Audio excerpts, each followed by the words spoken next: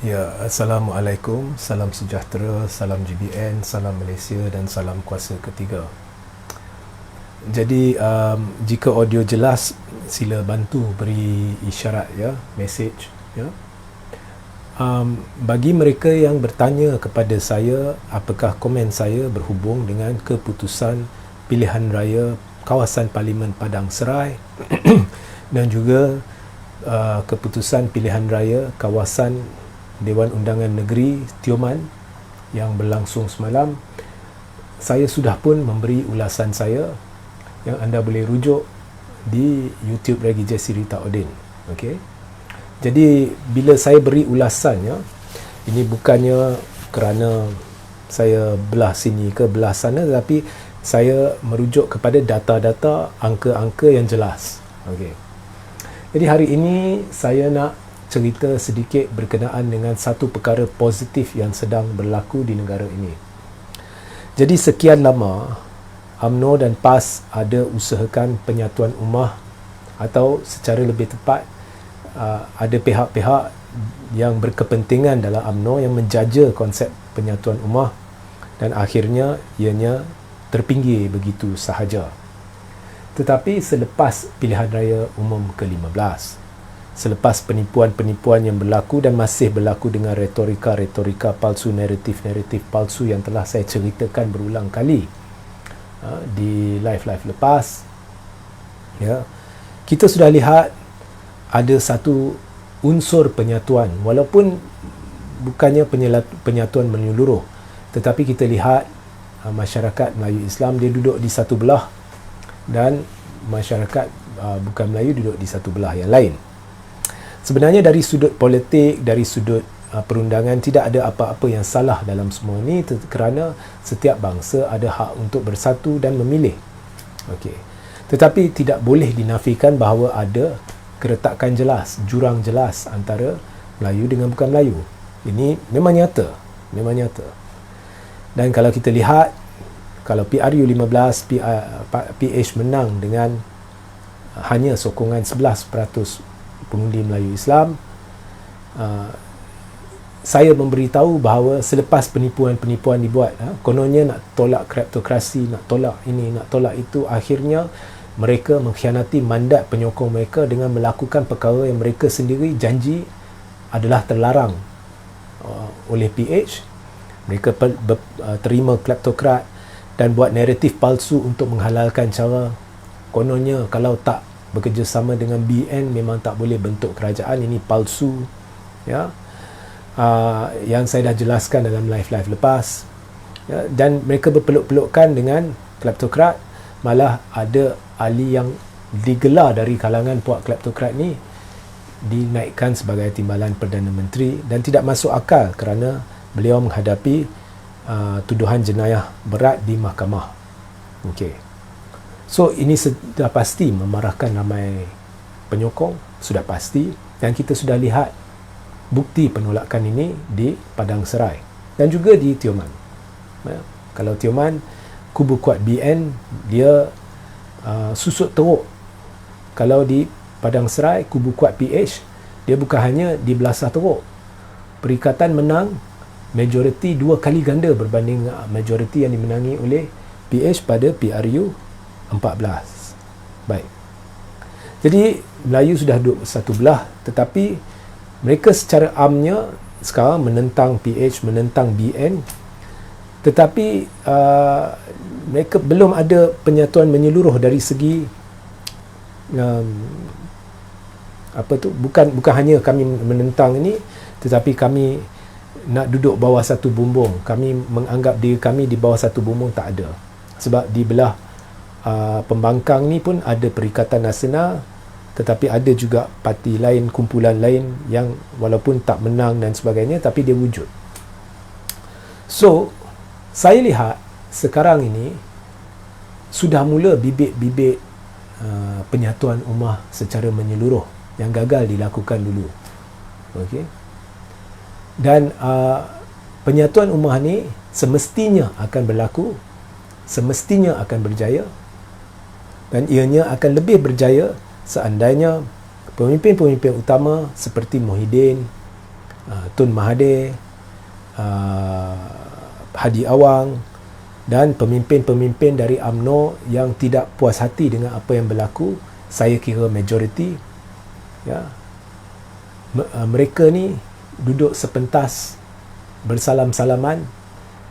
Ini akan mencetuskan satu penyatuan yang tidak pernah dilihat sepertinya sebelum ini dalam sejarah tanah air. Inilah penyatuan yang ditunggu-tunggu. Sebab itu saya selalu berkata, ya, apa yang berlaku sebenarnya bukan sesuatu yang buruk. Apa yang berlaku sebenarnya sesuatu yang amat baik. Kerana apabila kita berdoa, kadang-kadang doa dimakbulkan bukan sebagai satu penyelesaian, tetapi sebagai satu peluang untuk kita menjurus ke arah kebenaran. Dan inilah peluang keemasan yang telah diberikan berkat doa agar Melayu bersatu. Setiap bangsa ada hak bersatu. Cina sudah bersatu. Alhamdulillah, mereka ada penyatuan mereka. Ya, kaum lain sudah bersatu. Melayu juga perlu bersatu. Dan sekiranya penyatuan ini berlaku, maka masyarakat Melayu Islam akan membawa satu suara. Dan ini akan berlaku. Dan kita patut ucapkan terima kasih kepada PH dengan BN. Kerana gelagat mereka, apa yang mereka lakukan dalam 2-3 minggu ini sudah menyedarkan masyarakat Melayu Islam. Di luar sana boleh lihat. Tak percaya, anda sendiri pergi bersembang, berbicara dengan orang-orang Melayu secara rawak. Di kedai kopi, di pusat membeli belah, di mana-mana anda berada di negara ini. Anda akan melihat secara am, sudah ada kesedaran. Kita perlu bersatu. Sudah ada cadangan.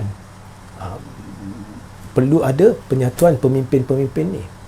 Dan saya lihat pemimpin-pemimpin ni pun tidak akan keberatan untuk berkongsi pentas. Kerana sudah ada kesedaran. Ini adalah peluang untuk menyatukan Melayu Islam dengan cara yang teramat mudah. Cuma pemimpin-pemimpin ni perlu duduk sepentas. Itu sahaja. Okey. Jadi ada usaha-usaha untuk menghalang penyatuan ini.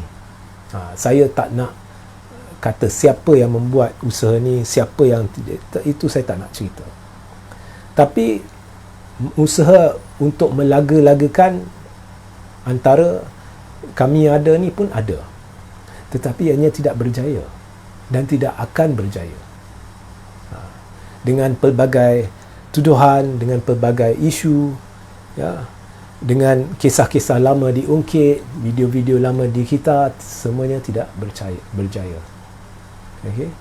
Jadi apa yang kita sebagai umat Islam perlu sedar adalah kita telah diberi peluang untuk melakukan sesuatu yang dituntut, iaitu bersatu. Ya, itu hak kita. Hak kita. Okey. So inilah yang saya nak sampaikan, ya. Dan Allah telah menunjukkan kepada kita menerusi peluang ini juga siapa sebenarnya PH, siapa sebenarnya Barisan. Ya, kalau dulu anda lihat Barisan dah teruk pada PRU 15, dah teruk, menang 30 kerusi. Saki-baki penyokong dia yang tak sampai 3 ataupun 30% dan sebagainya pun saya kira ramai dah lari. Terkejut. Oh, rupa-rupanya memang betul ini perancangan mereka. Lihat cara Zahid memperdaya ahli-ahli parlimen BN. Ini bukan fitnah, ini fakta yang berlaku. Malah ada keluar kenyataan dari pemimpin-pemimpin BN. Mereka terkejut, ada warkah Zahid yang memberitahu secara palsu bahawa 30 MP BN menyokong Anwar. Kita sudah lihat cara Zahid melakukan penipuan untuk cuba menghalalkan kerjasama dengan Anwar.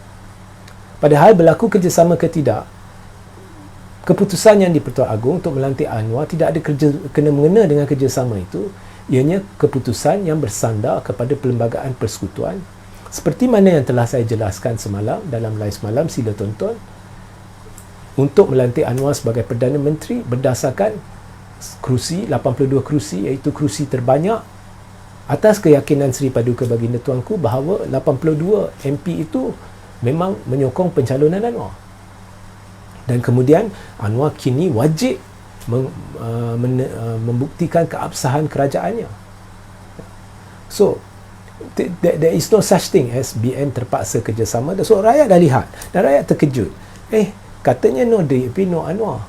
Tetapi Zahid sampai memperdaya ahli-ahli Parlimen Barisan Nasional sampai memberi maklumat palsu kepada Istana dan Agong dalam warkah untuk menghalalkan kerjasama dengan Anwar dan PH atas naratif palsu.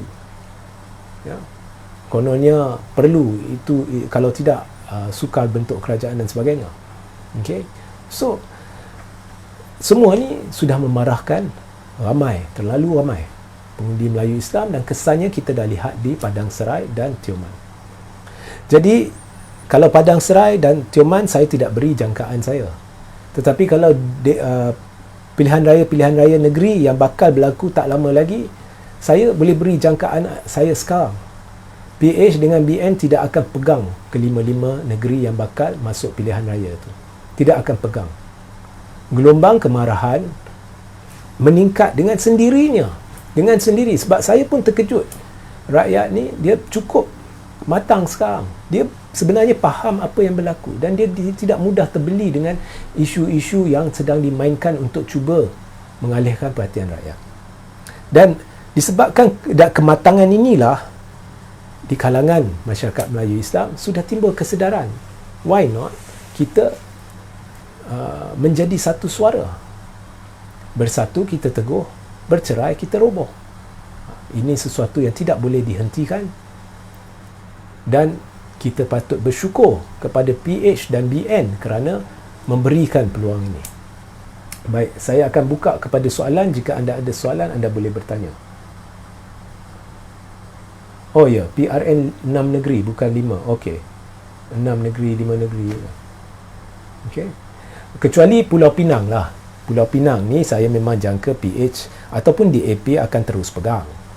Kecuali Pulau Pinang, memang saya jangka DAP akan terus pegang.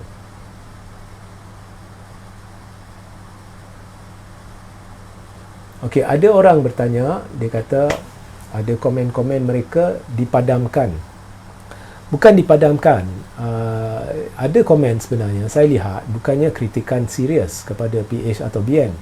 Tetapi ianya macam dicap sebagai sensitif dan boleh menyinggung perasaan PH dan BN, dan kemudian ianya diselindung. Okey. Tetapi kalau komen yang sensitif terhadap perikatan ke terhadap Tun Mahathir ke apa ke, tidak diselindung. So dah nampak sedikitlah politik darjat pun dalam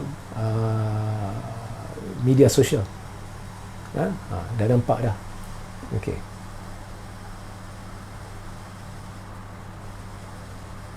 Okey, sokongan tanpa sebarang perjanjian hitam putih bla bla bla bla bla, itu bukan yang saya maksudkan. Sama ada benar atau tidak ada usaha MP-MP tertentu untuk bentuk kerajaan baru, itu saya tidak ingin komen. At least dalam video ni saya tidak ingin komen. Okey. Okey. Yang saya cerita ni penyatuan ummah secara am, ya, akan berlaku, percayalah. Itu sahaja boleh saya katakan. Dan tidak, siapa-siapa tidak boleh halang. Siapa-siapa dalam mana-mana parti lain tidak boleh halang. Okey. This is the right. Memang orang satu keluarga dia ada hak dia untuk bersatu. Satu bangsa dia ada hak dia untuk bersatu. Okey, 19 hari bulan ini, adakah Anwar akan lulus undi percaya ke tidak? Okey, pertama sekali anda perlu faham mengapa berlaku undi percaya ini. Okey. Saya ulang, saya dah sebut dalam live saya semalam. Pelantikan Anwar Ibrahim sebagai Perdana Menteri bukannya disebabkan BN setuju kerjasama dengan PH seperti mana naratif yang sedang diwar-warkan. Itu semua kepalsuan. Pelantikan Anwar sebagai Perdana Menteri adalah berdasarkan sepenuhnya kepada peruntukan Perlembagaan Persekutuan oleh Seri Paduka Baginda Tuanku Yang di-Pertuan Agong yang bijaksana. Okey. tuanku melakukan yang betul, iaitu berpandu kepada Perlembagaan Persekutuan. Jadi perkara 43 Perlembagaan Persekutuan dan dalam babak yang berkait dengan pelantikan Perdana Menteri, antara lain ianya menyebut bahawa tuanku akan melantik dari kalangan ahli Dewan Rakyat yang pada hemat, serupa seperti pada pandangan, pada hemat tuanku mungkin dapat sokongan majoriti. Jadi pada hemat tuanku mungkin dapat sokongan majoriti. Okey, kalau ada seorang tu dia memang ada sokongan majoriti, contohnya PH menang 113 kerusi, dan tuanku yakin bahawa 113 MP PH ni semua setuju dengan pencalonan Anwar, maka tuanku namakan Anwar. Memang kena namakan Anwar sebab memang dah ada majoriti. Ni bukan timbul lagi soal mungkin dapat majoriti ke tidak, mungkin tak timbul lagi, memang dah ada. Tetapi dalam situasi yang tak ada, tuanku ada budi bicara dia. Pada hemat tuanku, Anwar mungkin dapat sokongan majoriti kerana berbanding dengan semua parti dialah yang dapat kerusi terbanyak, iaitu 82 kerusi. Jadi jika tuanku yakin 82 MP ni sokong pencalonan Anwar, maka Anwar lah lebih layak kerana pada hemat tuanku, Anwar mungkin dapat sokongan majoriti. Tetapi kita tidak boleh benarkan mungkin itu berlanjutan selamanya. Jadi sudah lepas Anwar dilantik menjadi Perdana Menteri, Anwar bertanggungjawab untuk menukar mungkin itu kepada satu pengesahan bahawa saya boleh dapat sokongan majoriti. Dan ini wajib dilakukan menerusi parlimen. Undi percaya atau usul tidak percaya perlu dilakukan. Sebab itulah berlaku usul percaya. Jadi jika Anwar lulus usul percaya, maka keabsahan kerajaan dia sudah disahkan, iaitu dia ada sokongan majoriti. Maka mungkin itu sudah tukar menjadi satu perkara yang sah. Sebaliknya, jika undi percaya atau usul percaya itu gagal, maka nampaknya Anwar tidak mungkin dapat sokongan majoriti dan Anwar perlu ke istana untuk meletakkan jawatan sebagai Perdana Menteri. So itu sebenarnya hal-hal berkait dengan pelantikan Anwar. Tak ada kena-mengena dengan naratif palsu yang dimainkan, kononnya BN terpaksa bekerjasama dengan PH supaya Anwar boleh jadi Perdana Menteri untuk mengelakkan kebuntuan dan sebagainya. Itu semua palsu, naratif palsu, ya, penipuan. Okey, naratif palsu. Okey, tiada anda rujuk kenyataan-kenyataan rasmi istana pun tak sebut semua ni. Tak sebut tuanku titahkan benda ni, benda tu. Malah kerajaan perpaduan pun tak wujud, dan ini bukannya kerajaan perpaduan, ini kerajaan campuran minoriti. Itu istilah yang tepat. Ya, mereka mewar-warkan istilah yang palsu. Okey. Tetapi kemudian diberi amaran kepada orang lain, jangan ya fitnah, jangan sebarkan naratif palsu dan sebagainya, ikut undang-undang dan sebagainya, walhal mereka sedang memarakkan naratif palsu yang tipu. Banyak, ya. Okey. Satu persoalan yang ditanya kepada saya, bagaimana jika 19 hari bulan ini Anwar tidak mengadakan undi usul percaya? Tak apa, sebab perlu berlaku undian bajet. Undian bajet jika gagal, ianya ditafsirkan sebagai undi tidak percaya. Undian bajet jika lulus, ianya ditafsir sebagai undi percaya. Jadi pandang kiri kanan atas bawah, hujung bulan ni keabsahan kerajaan pimpinan Anwar akan ditentukan. Okey. Jadi adakah saya berpendapat bahawa Anwar akan menang atau gagal usul percaya? Okey. Saya tidak tahu, saya tidak mungkin tahu. Tetapi saya jangka seandainya ada perancangan-perancangan yang saya tidak ingin ceritakan, saya tidak fikir ianya akan berlaku sekarang, maka Anwar akan berkemungkinan menang usul percaya. Maknanya dia akan kekal Perdana Menteri selepas bulan ni. Tapi saya tidak boleh nyatakan secara pasti. Okay. So itu jawapannya bagi 19 hari bulan tu. So that's why saya jarang bercerita berkenaan 19 hari bulan ni, because I do not know. Okay. Semestinya Jika seandainya ada pihak yang melakukan percaturan tertentu, mereka tidak akan mewar-warkannya. Okay. Ada keluar statement orang kanan MKT UMNO kena halang percubaan untuk tukar kerajaan ni masa terdekat ni. Yang keluar statement tu pun selalu keluar statement propaganda. Saya tak layan lah. You have your opinion, we have our opinion, that's all. Okay. You have your opinion, ini pendapat lah, dia ada hak untuk menyuarakan pendapat dia. Okay. Nak dihalang. Bagi saya, banyak negatif yang dibawa oleh kerajaan ni. Naratif-naratif palsu, ya, yang mencemar pemikiran, akhlak, moral orang, termasuk tak apa, kita boleh berkompromi, kita boleh terima orang ni yang tertuduh sebagai melakukan jenayah sebagai TPM, dia menghalalkan cara demi untuk menghalang parti ini, parti itu. Jadi bayangkan anak-anak cucu kita dididik, benda hal-hal jenayah, risiko jenayah ni semua nombor 2. Nombor 1 tu, kalau kita tak suka parti tu, kita boleh halalkan cara, iaitu halalkan kerjasama dengan pihak yang mungkin telah melakukan jenayah. Kita boleh mengkhianati mandat penyokong kita semata-mata untuk tujuan percaturan politik, untuk tumpaskan musuh politik kita dan sebagainya. Ini sedang diasuh, ini sedang merosakkan akhlak, moral, nilai moral rakyat Malaysia, khususnya golongan muda.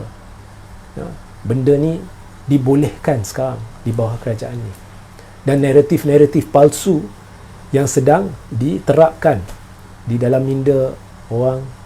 Definisi palsu, kononnya ini adalah kerajaan perpaduan, ya. Semua ni, this is very, very, very bad for the country. Amat buruk bagi negara ni.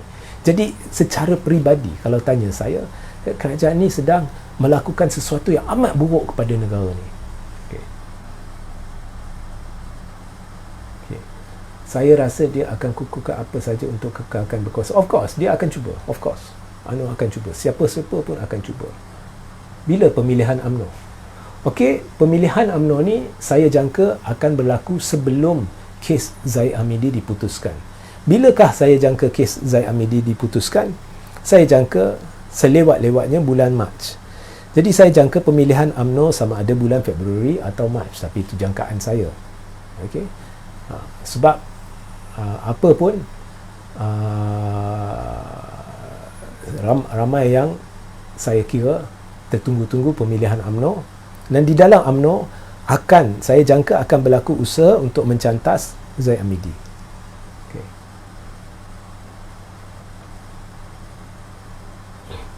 Undi percaya bukankah petanda Anwar anak jantan? No. Okey, saya dah jelaskan, dia memang wajib buktikan keabsahan kerana dia adalah Perdana Menteri Kerajaan Minoriti. You see, PH tak menang pilihan raya. Pakatan Harapan tak menang pilihan raya. Malah prestasi Pakatan Harapan lebih buruk dari tahun 2013. Sebenarnya, prestasi Pakatan Harapan kerana menolak kerjasama dengan Tun M dan sebagainya, jatuh teruk sebenarnya. Pengundi Melayu Islam yang tak nak undi UMNO, mereka bukannya tak suka kalau kita pergi ke ceramah-ceramah, memang diterima calon-calon pejuang ni, tapi mereka tidak yakin sebab pejuang tidak terikat dengan mana-mana gabungan pentadbiran atau yang pernah mentadbir. Jadi mereka duduk rumah. Jadi yang duduk rumah tu sebenarnya saham besar kepada parti-parti alternatif. Okey. Dan apa tu? Ya, kalau kita lihat Anwar, sebenarnya kita lihat PKR contohnya, prestasi dia menjunam. Bukan hanya menjunam berbanding dengan PRU 14, berbanding dengan PRU 13 teruk.